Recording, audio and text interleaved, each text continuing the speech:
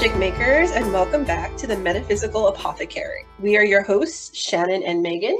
Hi, everyone. Also known as the Scorpio Sisters, here to explore the mysterious, the magical, and the arcane. An interesting way of using color magic too is your shoes. Walking in those colors can allow you to walk in whatever feeling energy you want to portray, right? So if you're going to be wearing pink shoes and you're looking to cultivate self-love, you can wear those pink shoes. With every step you take that day, you are walking a path of self-love. You're filtering the percussive vibration of your walking, pushes energy up through the color and into your being. That's why I often put sigils in my shoes, or I'll draw them on the bottoms of my feet, because I feel like the percussive energy sort of magnifies whatever magic you're trying to use. So if you want to do secret color magic, you can take everything Shannon just said and put a colored piece of paper or fabric or marking of some kind inside of your shoes. Another way of using color magic or utilizing tapping into color magic is the colors you consume. And it's both literally eating your rainbow, to quote a popular candy, or it's through the colors you consume by looking at them. Yes. By being surrounded by them. So not only would you tap into color magic by wearing the colors you want to tap into,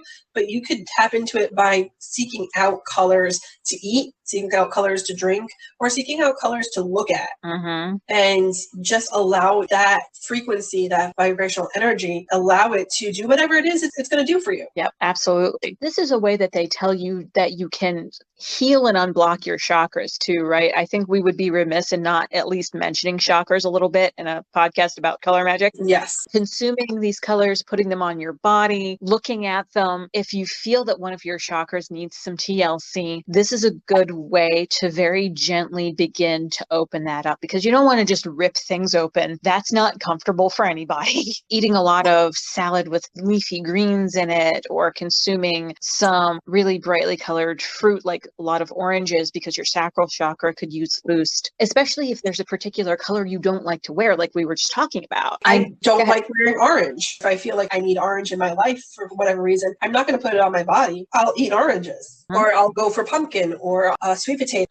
Tiger lily would be amazing for orange consumption of the eye. One of the ways that where in my energy, whether it's my chakras or just like my mental state, that I know that something needs attention is I'll start to get eye cravings for certain colors. I do have a little bit of orange in my wardrobe, but not a ton. And it's only mostly like that really earthy, like coppery color, because I don't look good in bright orange. But during the winter, I was having this crazy craving. I just wanted to look at orange stuff. I would be scrolling through my Pinterest feed and find a picture of nature that was mostly orange, and I would sit there and look at that. And so what I did is I ended up nurturing that by looking up purposely images of things in nature that were orange. I changed my phone background screen to something that was orange. I consumed orange foods. And then I sat down and I thought about the sacral chakra, what orange means psychologically and what it means magically as well. It was so satisfying to pull that vibration into my body, because what I ultimately needed was stimulation and energy to foster my creativity. If you find yourself looking at the sky and being like, oh my God, that shade of blue is gorgeous, and you can't look away, start pulling blue into your life. And start thinking about what that blue means for you, because the first steps of anything is doing your research and to read what is already out there. The second step of anything is to decide what it means for you and what's the difference between what you feel that blue means and what resources, the references, says that blue means. Here's the overlapping and here's the difference. And let me work on those things. Right. And these kinds of things would make incredibly beautiful Venn diagram entries into your grimoire. Create a Venn diagram of magic, psychology, and nature. And blue in nature is normally the color of the sky. It's the color of certain borders, but sometimes a flower.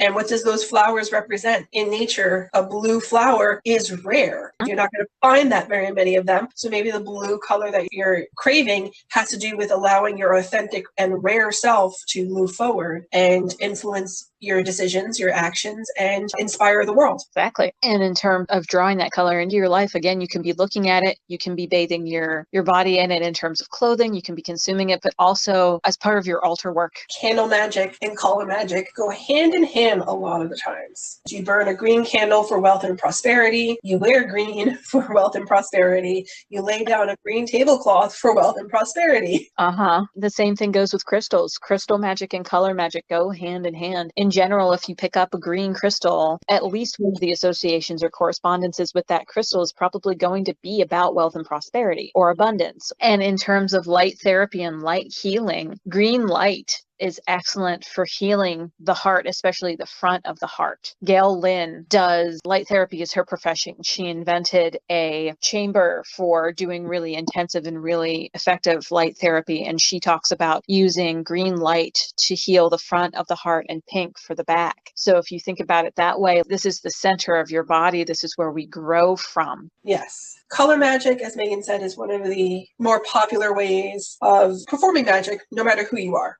I applied color magic very intentionally. I had a relatively large apartment. I absolutely loved it. I'm no longer at that apartment. I'm in a different place. But I very intentionally chose colors with color magic in mind for my 3 rooms that I considered my living rooms, the places where you live and host and go about life. They're the kitchen, the dining room, and the living room. And I had this pink color, a green color, and a blue color. And I very deliberately chose those colors for those rooms and the trim with the thought of, I want to be able to socialize in my dining room and encourage people to eat everything on their plate and not leave me with leftovers. And so this apricot pink peach color became the walls of my dining room because that's where I tended to host dinner parties or I ate myself. And I'm hoping for not a lot of leftovers. Honestly, I was hoping for not a lot of leftovers, and that's part of the reason why I went there. People, according to studies, tend to eat more, consume more with warm colors surrounding them. And then the accent color, I was using a very whimsical Enchanted Meadows green. I used that deliberately as the accent because I did not want might encourage argumentative opinion. If you're going to sit down at my table, I want you to have conversation. I want you to consume and eat and be merry. I do not want you to argue. I feel that makes the food taste bad and it settles in your stomach badly as well. Yeah. If you're not seeing eye to eye and you refuse to acknowledge that the other person is allowed to have an opinion, or the other person's refusing to allow you to have your own opinion. So I use green as the accent color because green is a color that is relatively soothing. Yeah. It's also a color that is naturally comfortable. We are surrounded by green in nature, and so our eyes have naturally evolved to see green as restive. I used that same green as the main color in my kitchen because I did not want to overeat, especially while I was cooking in my kitchen. It allowed for that restive energy, that calm, soothing energy to be pervasive in whatever I was creating. And the accent color was a Caicos turquoise, which is one of my favorite blues in the world at this point in time. Very bright turquoise blue. And that accent color allowed me to cool whatever negative feelings that may have happened during the day when I got home from the commute. It allowed myself to cool any cravings so that way I wouldn't eat and snack on things while I was creating my dinner. And then I took that same Caicos turquoise blue and added it to the walls of my living room with the peach apricot pink as the accent, because that's where I feel conversation should happen, where you can actually have a debate, where you can actually have intellectual conversation while you're having a glass of wine, a cup of tea, a mug of coffee, whatever it is that you want. You use the living room to live in. You can have arguments there, but you're also going to have that beautiful blue color that'll allow you to cool tempers. So that way you won't hold a grudge against anyone because you don't have the same opinions. And I mean, it worked. It definitely worked when Sam and I came to visit you. I think we were up until 3 o'clock in the morning in that living room and talking about a myriad of things. Just like we can do on this podcast and lead from one subject to another. They're totally unrelated. It was a fantastic time. And the heaviness of the furniture in your dining room really served to, in addition to that pink color, creating almost like a seashell-like comfortable area that was lively and happy. And you had that central, almost tree-like furniture in the middle, creating this grounded foundation. Yes. So color magic in our homes, like if there's a room in your home or in your living space that you really don't like, add new colors to it. If you're not sleeping well, do some color magic on your bed. For most of my sheets for my bed are seafoam set. I have a mid-color blue set. I have a dark gray set. And then I have one pink and white damask pattern. So the others are very soothing. They're very restive. They help me sleep very deeply. But the pink one I use when I feel like I'm in particular need of some TLC, like some personal self-love, back of the heart TLC. And when I snuggle down into it, I just feel like this princess who's being cared for and being just courted. And it really helps bring equilibrium back to my psyche and my energy when I'm feeling off. You feel pampered. Yes, I feel indulged. Even though I'm just sleeping on some pink sheets, like that color just makes me feel as though I'm special. My sheet colors are mostly gray and purple. I have a brown set, and I will use that brown set when I feel I need to be grounded. Maybe this past week or something, or the week before, I felt that I was too cerebral, or I was too lost in an astral realm where the psychic and magical topics are just like zipping in my mind left and right and center, and I didn't feel all that grounded. I usually put on the brown sheets to allow myself to sink into that earth energy. It can be grounding, it can be soothing, and in addition to bringing your energy up, they can also bring your energy down when we're in a manic state. So that's all we have on our topic for today. Thank you so much for listening in,